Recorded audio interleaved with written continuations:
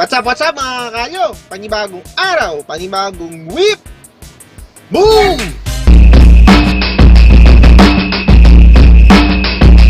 Kung mapapansin ninyo, iba yung ating background. So, ang ating background is yung mga past poster making artwork natin. Naisip ko kasi na panibagong taon, dapat panibago yung background natin. Oh yeah! Siyempre, nandiyan pa rin yung gawa ni Munting Kakalyo, no? Yung, ewan ko kung portrait niya yan. So, siyempre, di natin pwedeng, ayoko rin eh. Saka, ayoko rin tanggalin yan. Special yan. Oh yeah! Yun, okay. So, simulan na natin itong video na to. Pagandang araw sa inyong lahat, no? At napaka-special nyo itong araw na to. Alam ko, nung nabasa mo yung thumbnail, is na-curious ka at nag-isip ka na panoorin itong video na to. At ewan ko na lang kung may gumawa na ng ganitong content. Sa tingin ko kasi wala pang gumagawa ng ganitong content, kaya gagawin ko na. Hanggang ngayon, nag-iisip ka pa rin kung bakit kinatalo dun sa poster making contest na sinalihan mo. Hanggang ngayon, nag-iisip ka pa rin kung ano yung mga maling nagawa mo. Hanggang ngayon, nag-iisip ka pa din kung ba't nanalo yun.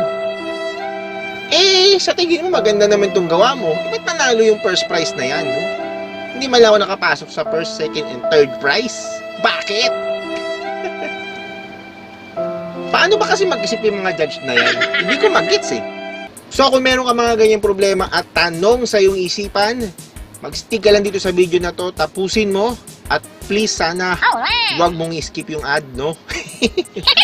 Dahil bibigay ko sa iyo ang mga 5 paraan kung paano mag-isip ang judge sa isang poster making contest. Okay, simulan muna natin dun sa pinaka-obvious, no? Siyempre, kailangan may relevance dun sa team. So, syempre, dapat meron siyang kinalaman, no? Siguro, ang tip ko lang sa inyo, minsan kasi nangyayari, nagkakaroon ng poster making contest. Pagkatapos, meron tong kinalaman sa isang negatibong aspeto, no? Kahit negatibo yung aspeto, tandaan nyo to, kailangan positibo pa rin yung ipinapakita ng artwork ninyo. Kahit nasabihin mong pandemic yan, wag mong ipakita yung lamang na bad effects ng pandemic, no? Yun yung hinahanap natin, no? Kasi minsan kahit nasabihin mong merong tema, yung interpretation mo pa rin bilang isang tao, bilang artist, na paano mo siya ito-twist bilang isang positibo, yun ang napakahalaga, no? Napakahalaga nun na makita yun, no? Kailangan yun, meron siyang relevance sa team.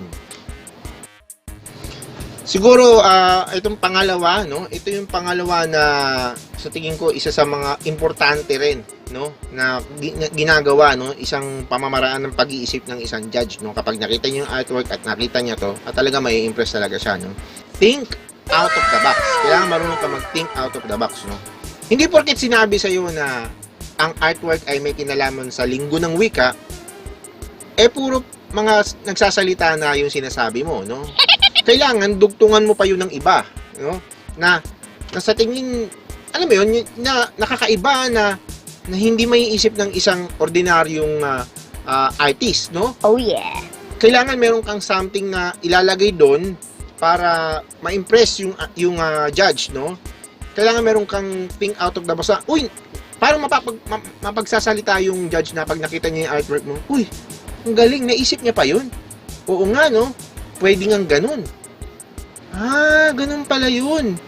Ang ganda nung mensahe ng sinasabi nito, ipaglalaban kong manalo tong artwork na to. Ang galing.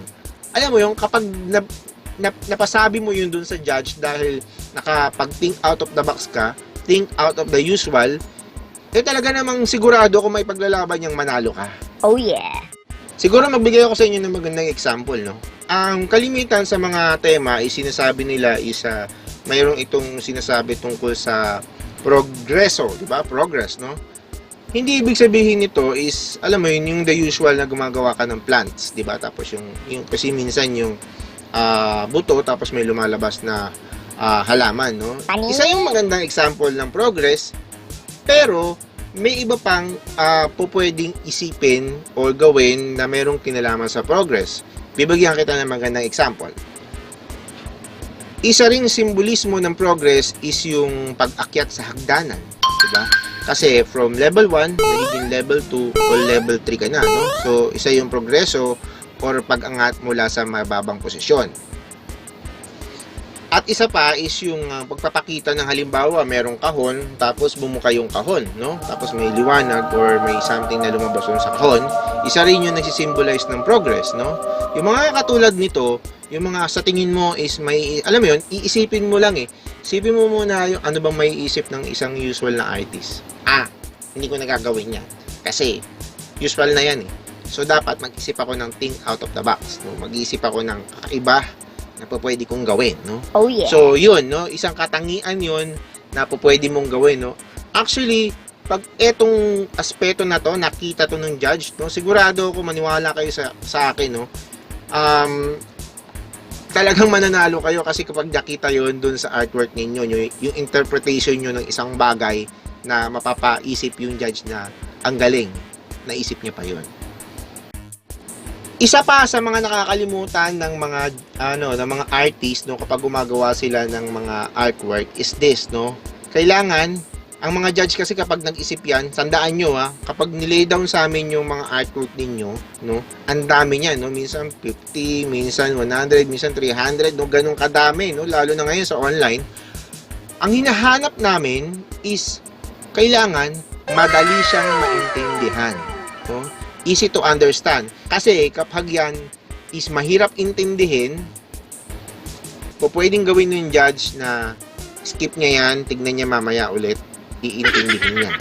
Or hindi niya na uli babalikan, no? So, iwasan nating mapunta sa ganung aspeto, no? Sa ganung sitwasyon. So, maganda, mabilis maintindihan yung artwork ninyo.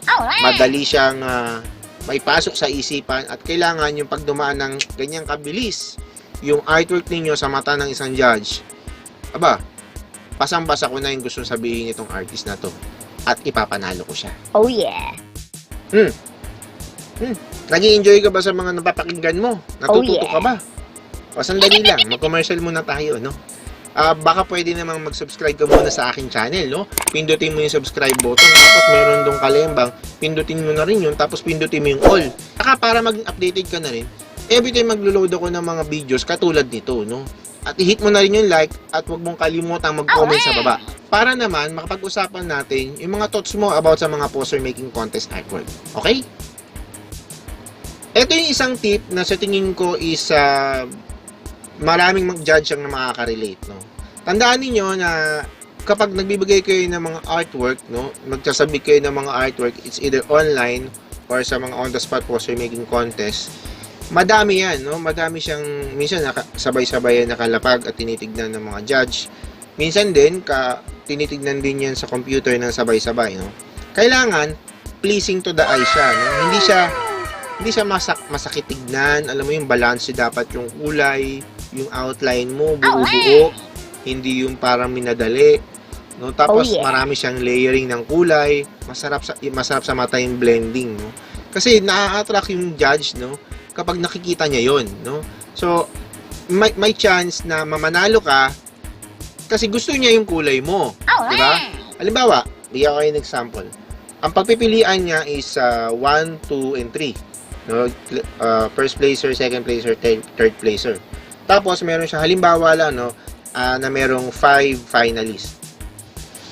I'm sure kung maganda at pleasing sa mata yung gawa mo, kung hindi ko mapasama doon sa 1, 2, and 3, kasama ka doon sa criteria niya ng pleasing to the eye, which is pwede siyang pumasok doon sa finalist, no? Malaking bagay na din yun kasi kahit papano is napansin yung gawa mo. So, yun yung tip na yun, no? So, tandaan nyo yan, no? Ganyan mag-isipan judge. Pag nakita nyo yan na pleasing sa mata yan, isasama yan para manalo. Okay, itong pinaka-last natin is pwede kong sabihin sa inyo na meron tong relasyon doon sa think out of the box natin. Pero, iniba ko kasi kailangan ma-discuss siya ng mas malalim kasi nga, kung pag-iisipan mo, iba siya. No? Ito yung it should offer something special. Kailangan yung artwork mo, merong kakaiba dun sa artwork mo. No? Tandaan mo, pare-pareho kayong gumamit ng mga materials na sinasabi dun sa mechanics. No? Pero bilang artist, bilang isang creative na tao, kailangan meron kang creative na ginawa dun sa artwork mo. Ito yung mga etching.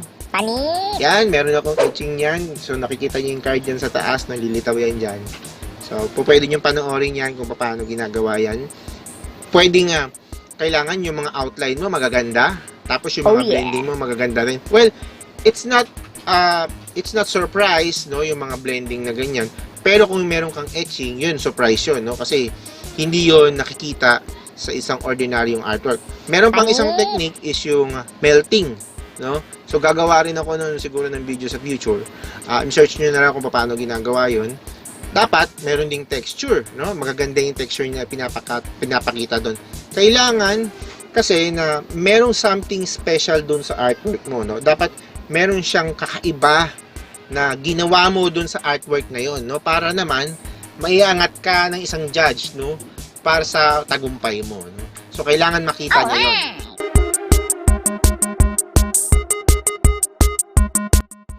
So, kung mapapansin nyo, ganyan mag-isip ang mga judge, no? Ako, ganyan ako mag-isip. Yung mga kilala kong judge, ganyan din sila mag-isip, no? Pag nag-judge sila ng mga poster making contest artwork, no? Minsan, kahit sa mga painting contest, ganyan din kami mag-isip. Kung makikita nyo, bumabangga din siya doon sa mga criteria for judging. Pero this time, ipinakita ko na sa inyo kung ano ba talagang ibig sabihin nun, no? Kasi minsan tayo mga artist, nakafocus lang tayo sa pagdodrawing, paggagawa ng tamang kulay, no? Pero kung pag-aaralan natin yan, hihinto tayo at mag-iisip kung paano ba ginagawa talaga yan, napakalaking bagay, no? Napakalaking bagay, kasi ako, guilty ako dyan, kahit nung simula pa lang nung nagdo-drawing ako, drawing lang ako ng drawing, sumasali ako sa contest, hindi ako nananalo, no? Pero kung nung bata pa ako, nalaman ko to, I'm sure, i-apply ko yan sa artwork ko, no? Kung ang mga aspeto na to is magiging part na ng breathing mo, no? Paghinga mo, sabay na bulol pa. Kung magiging part na yan ng paghinga mo, aba magiging simple na lang sa'yo yan, no? Isama mo to sa training mo. Oh, yeah. Itong 5 to is talagang isasama mo sa training mo, maiisip mo lagi at isa sa puso mo. I'm pretty sure, no? Lahat ng mga first place na mga prizes makukuha mo. Okay, mag-shoutout muna tayo. Okay, oras na para mag-shoutout tayo, no? Shoutout kay Harvey Pontillas, no? Siya ay taga Cubao. Salamat at natuwa ka dito sa channel ko, no? Shoutout din kay Rashid Tumibay, no? Taga Malanday, Valenzuela City siya. Kamusta ka dyan, Rashid? Shoutout din kay Danina John Lester. Shoutout kay Danina John Lester ng Caloocan, no? Shoutout din kay Just Art ng taga Malolos, Bulacan. Kamusta, Just Art? Shoutout din kay Joseph Barcial na taga Iligan City, no? Napakalayo ng lugar, hindi ko pa alam kung puntahan yan. Salamat sa panonood sa channel na to at sana lagi kayong sumusuporta at lagi kayong nakasubscribe dito sa channel na to. Okay, hanggang dito na lang siguro itong video na to at sana meron kayong natutunan sa video na to. As always, sana gusto ko meron kayong natutunan dito sa mga video ginagawa natin. Oh, yeah. At meron ka bang natutunan sa video na to? Mag-usap tayo, mag-comment ka naman sa baba, no? Sabihin mo sa akin kung ano yung natutunan mo, no? Na-experience mo na ba itong mga ganitong experience, no?